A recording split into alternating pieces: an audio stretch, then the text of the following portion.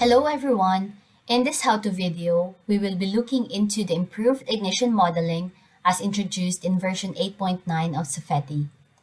This new ignition approach is based on the report by W.S. Atkins Consultants for the UK Health and Safety Executive.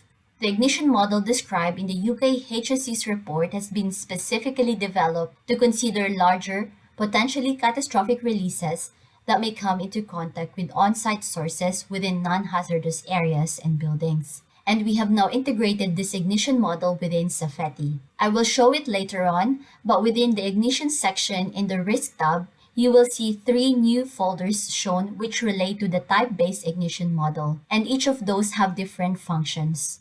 There are two methods to enter ignition sources, the classic ignition source approach and the new type-based approach. You can still select the classic ignition sources by going to the Risk tab, right-click on the ignition folder, go to Insert, and choose the ignition sources you wish to model. Within a classic ignition source, you can still define the ignition properties such as the ignition probability, in-time period, and the operating probability directly within the window. You will also see that there are new subfolders shown within the ignitions folder called the type-based ignition areas, type-based ignition groups, and the type-based ignition tables. So the type-based ignition areas is the second method for entering ignition sources. Just like the classic ignition sources, you can enter the ignition source by right-clicking on the type-based ignition areas, insert, and selecting between the type-based ignition polygon and the type-based ignition rectangle.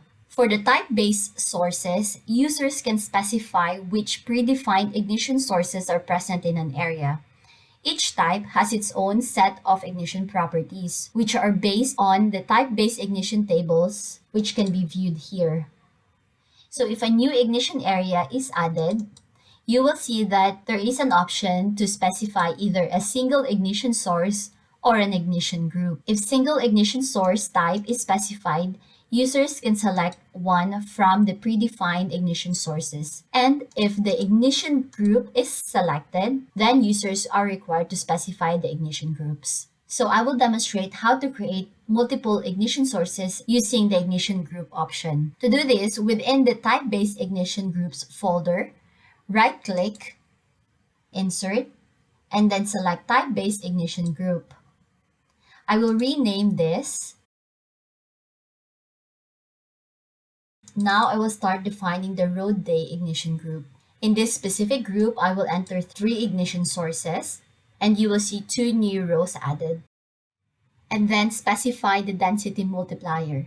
This can be any value.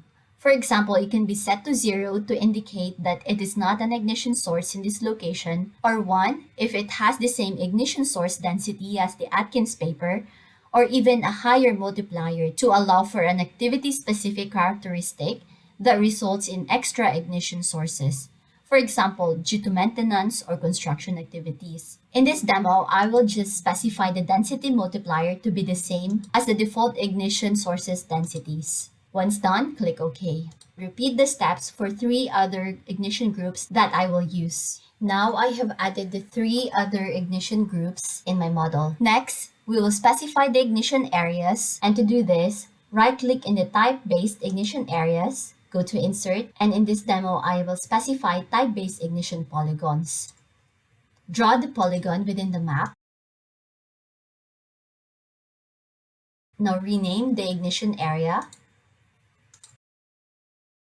Double-click the window, specify the definition as ignition group, and then select the road day ignition group. Click OK. I will repeat the steps for the 3 other ignition areas I have. So before we run the model, I would just like to show what the type-based ignition tables look like. To view this, double-click the folder. Default values for a typical ignition control for all types of sources are specified here, but it is also possible to modify this as required.